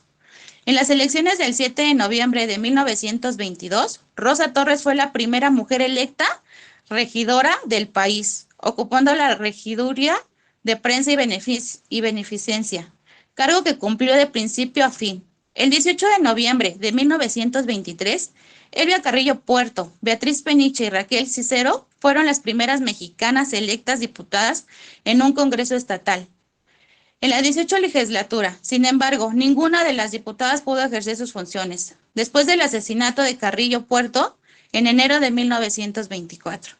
Las elecciones en las que salieron triunfadoras fueron anuladas y las mujeres tuvieron que abandonar sus funciones por amenazas de muerte. Elvia Carrillo Puerto se vio obligada a trasladarse a San Luis Potosí. Después vino una larga lucha para ser votadas. El 7 de septiembre de 1954, Aurora Jiménez de Palacio se convirtió en la primera diputada federal por el primer distrito del estado de Baja California. Después de un proceso de elecciones extraordinarias, en las primeras elecciones que votaron las mujeres el 3 de julio de 1955, resultaron electas Remedio Albertina Ezeta por el Estado de México, Margarita García Flores por Nuevo León, Guadalupe Ursúa Flores por Jalisco y Marcelina Galindo Arce por Chiapas. María Lavalle Urbina y Alicia Arellano Tapia fueron las primeras senadoras de la República. Tuvo que pasar más de un cuarto de siglo para que se eligiera la primera gobernadora de la historia de México, Griselda Álvarez. Pese a los obstáculos que tuvo que enfrentar por su condición de mujer, desarrolló una gestión ejemplar al frente de la gobernatura de Colima. Las mujeres no solo son reproductoras de vida, sino de patrones culturales. La mejor inversión que puede hacer el Estado es la educación de la mujer para lograr el desarrollo integral de la población, por el efecto multiplicador que tiene en la sociedad. Por ello es importante impulsar cambios en favor de la mujer para construir un nuevo orden social con una población femenina preparada y participativa, con el fin de fortalecer nuestra vida. Eso es como que una síntesis de todo lo que se ha luchado las mujeres para que podamos, desde la revolución al sufragio. Ahora les quiero comentar qué es el Frente Popular Francisco Villa. Como parte del movimiento social de nuestro país, surge históricamente como respuesta a distintas crisis sociales, económicas, políticas y ambientales. Somos una organización multisectorial, pues representamos a diversos sectores de la sociedad mexicana: obreros, campesinos, mujeres, indígenas, estudiantes, profesionistas. Los movimientos sociales somos acciones colectivas que buscamos modificar los sistemas sociales de opresión establecidos en defensa de algún interés material. Somos precursores y actores de las grandes transformaciones en México. Generamos acciones materiales que profundicen las condiciones de un gobierno democrático, popular, para el buen vivir. Las mujeres del Frente Popular Francisco Villa.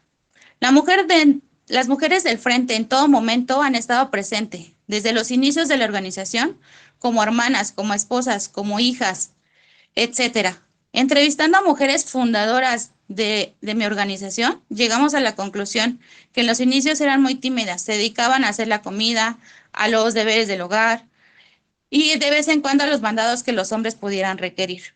Posterior a esto, las mujeres teníamos las mismas actividades que los hombres. El primer objetivo fue luchar por una vivienda. En ese tiempo, de los inicios, estamos hablando del 88 y de 1989, cuando se tenía que hacer veladas, faenas, salir a marchas para defender nuestros derechos. Si estábamos solas o si éramos madres solteras, teníamos que salir a todos los trabajos. En la faena, agarrar la carretilla, la pala y organizarnos entre hombres y mujeres. No faltaba el hombre que dijera que cómo íbamos a agarrar la carretilla si éramos mujeres, pues demostrábamos que sí podíamos. ¿Qué es el sector mujer del Frente Popular Francisco Villa? El sector mujer lo conforman todas las mujeres del Frente Popular Francisco Villa en todos los niveles e instancias de participación, y es coordinado por la responsable que se determinó en el último congreso.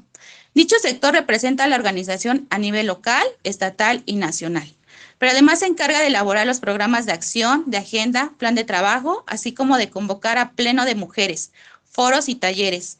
También incluye la estructuración de comités para el fortalecimiento de la organización. En la necesidad de organizarnos como mujeres, el 8 de marzo de 1994 es conformada la primera comisión de mujeres, con el trabajo conjunto de compañeras de organizaciones fraternas como defensoras populares, conformándose como una de nuestras primeras comisiones, aún antes de efectuarse nuestro primer congreso, el cual se llevó a cabo en enero de 1996. En documentos de archivo del Frente Popular Francisco Villa se lee pronunciamientos de ese tiempo que dice: no podemos dejar pasar desapercibida la situación de compañeras de otras organizaciones fraternas y de los estados de la República. Nos pronunciamos porque cese la impunidad, asesinatos en Ciudad Juárez y en todo el país, torturas y encarceladas de Oaxaca, violadas y asesinadas por ejércitos de Veracruz. Es por mencionar algunos de los problemas que nos avergüenzan desde el 14 de abril del 2007. Este es un ejemplo de tantos que leí. Las mujeres del frente siempre han estado organizadas. Nos comentan ellas que aquí aprendieron muchas cosas y están agradecidas con la organización. ¿Cómo vemos las mujeres nuestra propia lucha? ¿Cómo entendemos la lucha de nuestras compañeras? Esto es importante porque siempre se ha dicho que la relación entre mujeres es complicada. Encuestando a mujeres de la organización, nos comentan la mayoría que siempre organizadas. Para nosotros, tener nuestro propio espacio para vivir solas o con nuestras familias, no tenemos que rentar o seguir de arrimadas. Es lo más importante, que entre nosotras nos ayudemos. Llegamos a la conclusión que la organización hace que las mujeres hagan comunidad y se preocupen unas de otras. Entre ellas mismas se cuidan, así como también aprenden a defender con conocimientos. También nos comentan: la organización nos da las armas para poder defender nuestros derechos como mujeres. La situación de la mujer en el Frente Popular Francisco Villa. En base al cuestionario que se elaboró, arroja el muestreo estadístico. Tenemos que el nivel de escolaridad promedio de las mujeres es de secundaria. El 69% se dedica al hogar, conjuntamente a algún tipo de comercio. Productos de belleza, comida, venta de ropa, venta por catálogo. Esto inherentemente a la vida de la organización. Las faenas, las veladas, marchas, mítines, asambleas, que son compañeras en su mayoría las que realizan las actividades. ¿Qué aprendizaje nos queda después de participar en un proyecto de vivienda? ¿Y qué perspectivas se abren para nosotras una vez que se logra satisfacer nuestra demanda? No es lo mismo haber participado en un proyecto de vivienda desde la adquisición de la tierra hasta la construcción que llegar a una unidad habitacional ya construida. El proceso de construcción de la unidad implica la participación de las mujeres en diversos aspectos, como son la conducción del proyecto, la gestión, las negociaciones con diferentes autoridades, el aprendizaje técnico, obtenido si es el caso, porque es un campo donde predomina el técnico, hombre, que tiene injerencia en el proyecto. Durante el proceso de construcción, siempre se señaló que luchábamos por una vivienda digna. De ahí que la participación de las mujeres para contribuir a la mejora de la relación humana en la convivencia cotidiana es fundamental, ya que las compañeras que han participado desde el inicio del proyecto guardan la memoria y constantemente señalan los objetivos iniciales, el proyecto. Encontramos en esas experiencias cómo les ha cambiado la vida de muchas mujeres a partir de su participación en la lucha popular. encontramos el aspecto realmente humano de nuestra participación. Por eso es necesario que en nuestra organización sistematicemos nuestras experiencias desde nosotras mismas para que se refleje el aporte más genuino que tenemos. En ese sentido, nosotras también hacemos teoría de nuestra participación cuando reflexionamos sobre nuestra propia experiencia desde lo vivido. La mayoría de las compañeras comentan que se tenía y se tiene talleres de diferentes temas, como era de género, violencia, feminismo popular, salud, planificación familiar y de derechos humanos, entre otros, que gestionaban para llevar a los centros de trabajo los estudios de mastografías, papanicolaos y todo para que las mujeres de todos los centros de trabajo del Frente Popular Francisco Villa obtuvieran el derecho a la salud. Actualmente somos y seremos más mujeres replicando todo el conocimiento que la organización nos proporciona. En esta época las cosas han cambiado un poco. Puede que ya tengamos más leyes que nos protejan, pero tenemos muchas compañeras que todavía les da miedo decir lo que viven en sus casas.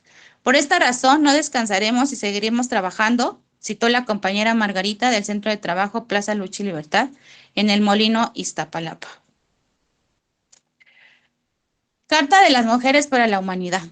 Nosotras las mujeres, hace mucho tiempo que estamos marchando para denunciar y exigir el fin de la opresión, a la que somos sometidas por ser mujeres, para que la dominación, la explotación, el egoísmo y la búsqueda desenfrenada de lucro que traen injusticias, guerras, conquistas y violencias tenga un fin.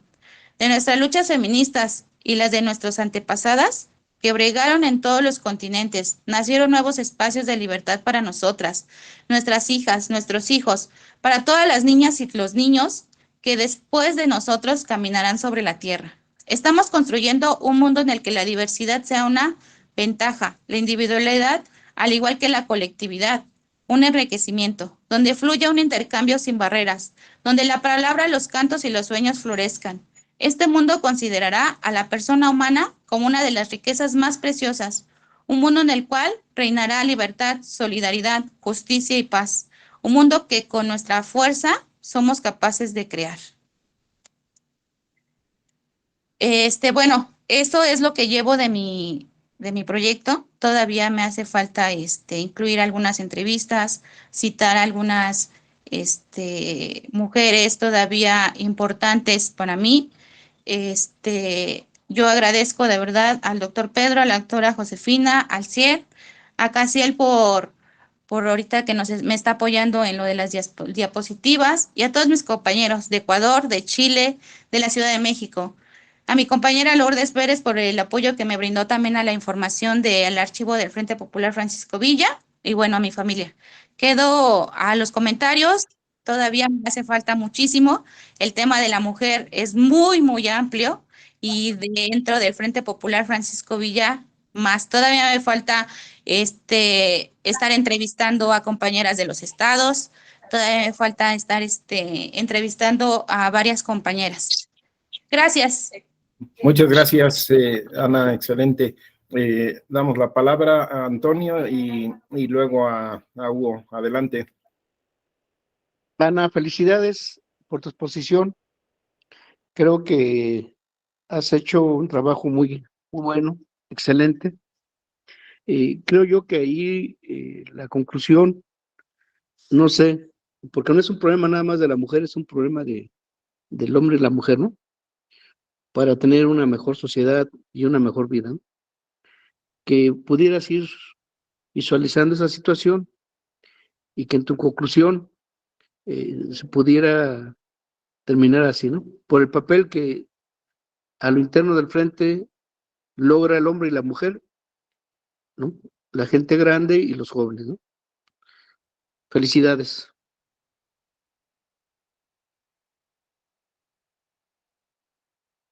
Muchas gracias y estoy haciendo nota de todo. Gracias, Toño.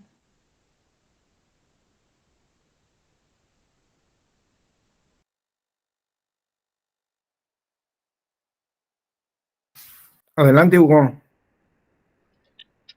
Muchas gracias nuevamente a todos, compañeras y compañeros. Felicitar a Anita, de veras que vale la pena un abrazo y una felicitación grande por el esfuerzo que se ha desarrollado, porque luego es muy complejo poder entrar a la discusión incluso al interior de la organización en el tema de la participación de la mujer y el rol que tiene un ámbito histórico y fundamental el asunto de las mujeres. Yo creo que fue muy cuidadosa y además muy puntual en el ámbito desde el ámbito histórico hacia la participación. Yo nada más sumaría que tendría que ser en este planteamiento que se define entre el género y el sexo, tiene que ver el ámbito de una especie como de educación, tanto del hombre como de nuestras edades tempranas, de la familia, para poder entender este rol tan importante que es y fundamental el asunto de la participación de la mujer. Un abrazo grande, Anita, la verdad es que me da mucho gusto por tu exposición y muchas felicidades. Muchas gracias, Hugo.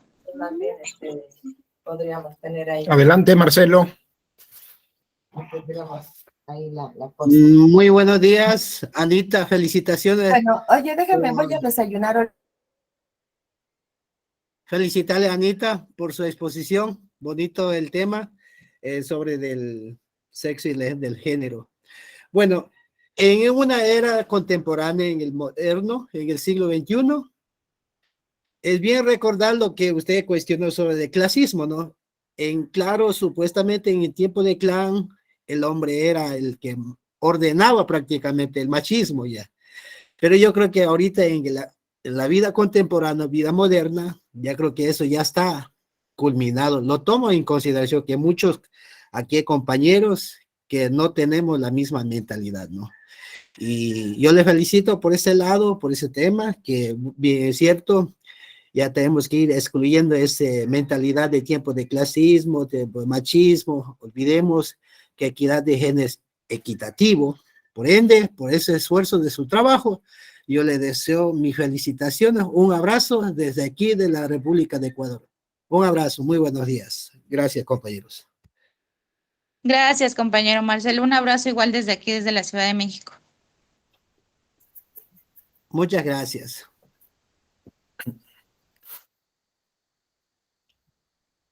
¿Algún compañero o compañera más? Me gustaría escuchar voces de compañeras, ¿no? Sería bueno, justamente como dice Ana, a veces la tendencia a guardar la palabra, vamos a expresarnos, entonces adelante.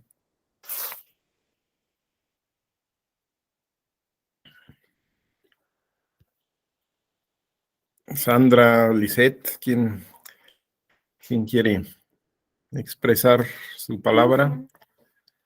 Erendira, Erandi, Edith. Se sacaron, no tiran.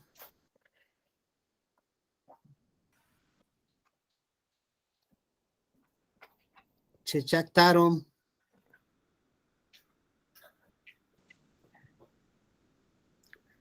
Bueno, en lo que se anima una compañera comentar.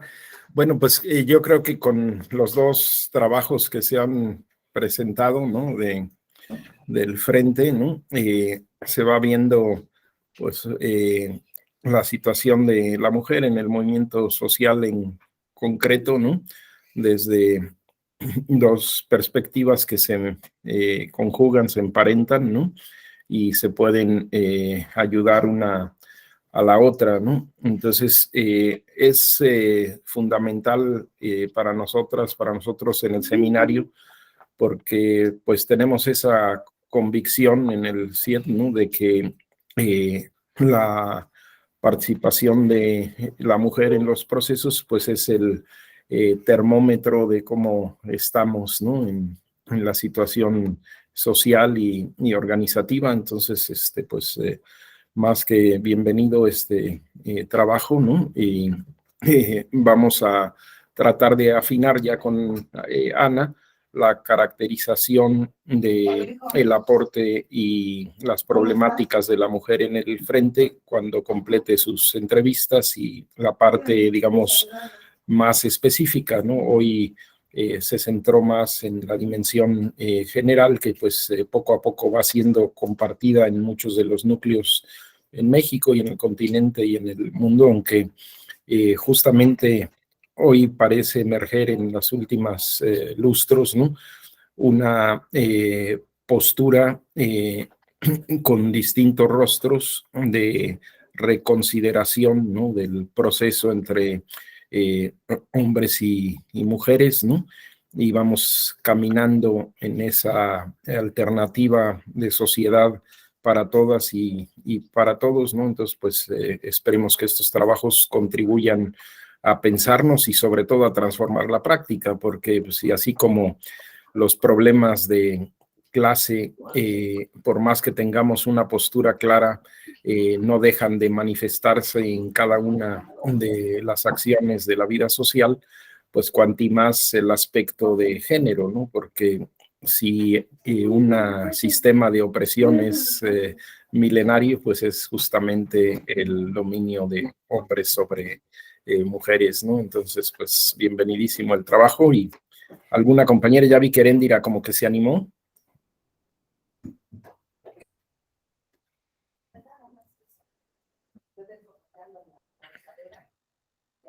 ¿Sí, Ere, o no?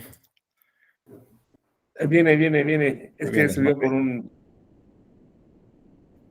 Fue por el café. Sí, ando buscando un documento. Buenos días. Felicitar Adelante. a la compañera Ana. Un abrazo muy profundo, en verdad, porque es muy complejo y muy difícil este tema.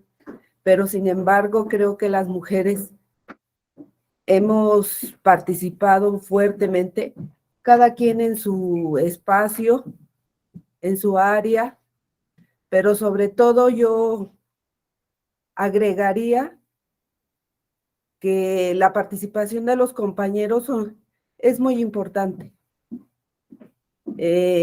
Hacer comunidad es difícil porque hay una pluralidad de opiniones, de puntos de vista, pero que sin embargo somos una sociedad que sabemos organizarnos y que salimos a las calles.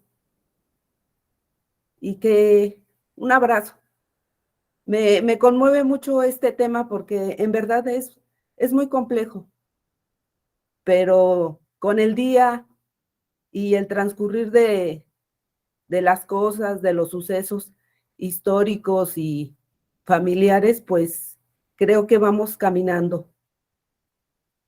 Yo te felicito y felicito a todas las compañeras de la organización porque pues es una organización grande y poderosa, por ahí lo decían algunos compañeros, pero porque somos comunidad, somos hombres y mujeres que salimos a las calles gritando, salimos a las calles luchando, estamos en nuestros hogares también luchando con los hijos, con el compañero, con la dualidad, que a veces no es dualidad, es muy complejo, pero que a final de cuentas estamos ahí y que seguiremos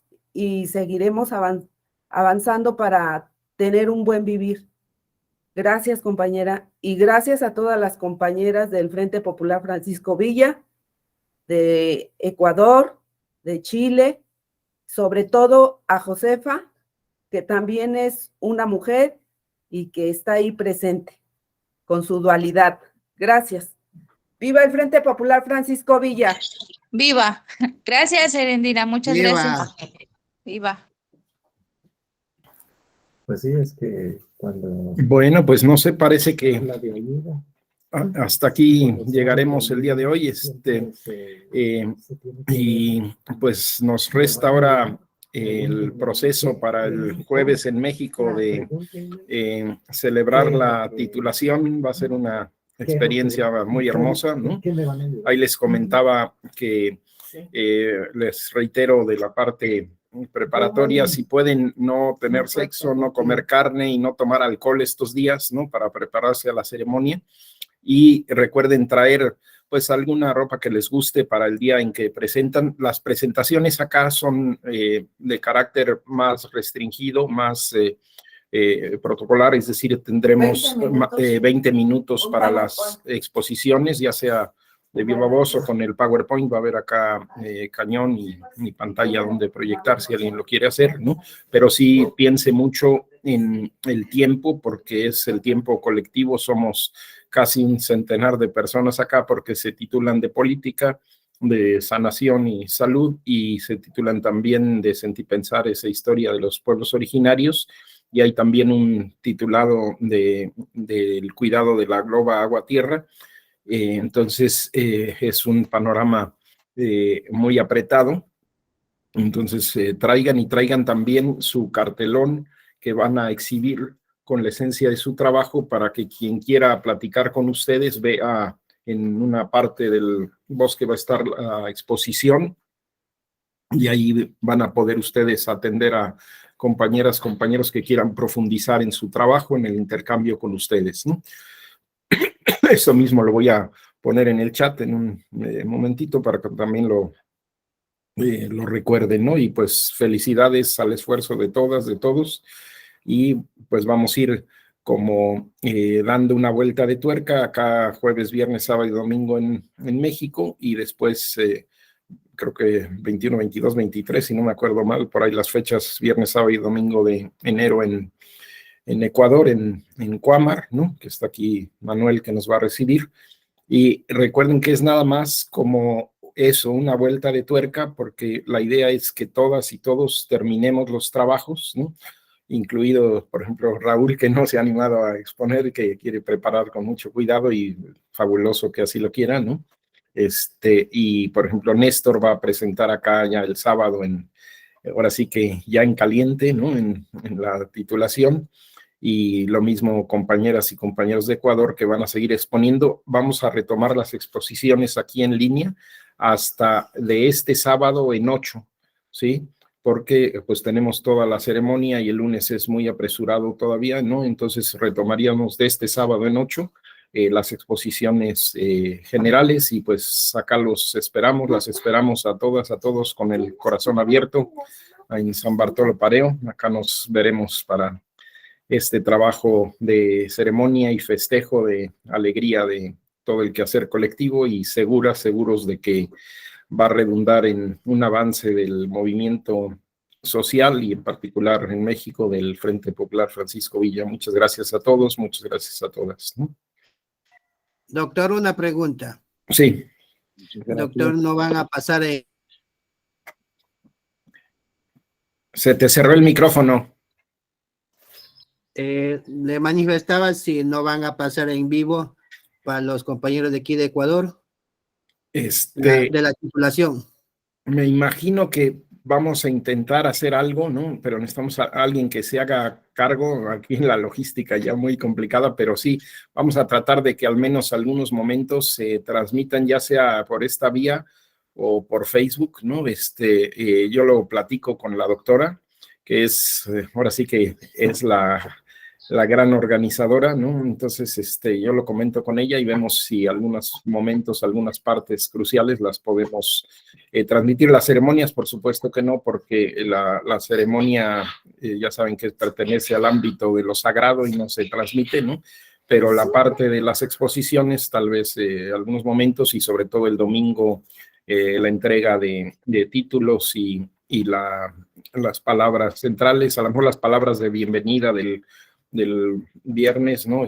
También las podemos transmitir, ¿no? Vamos a ver qué podemos compartir con ustedes, y ya les ponemos en el chat que se comparte y en qué horario pueda estar disponible. Muchas gracias, doctor. Y a los Al compañeros contrario, de muy México importante. les deseo que lo pasen de lo mejor. Un abrazo a todos los que se van a titular en esa fecha muy especial. Un abrazo a todos. Muy buenos Gracias. días. Muchas gracias. Así él puedes dejar de grabar. Saludos, compañeras.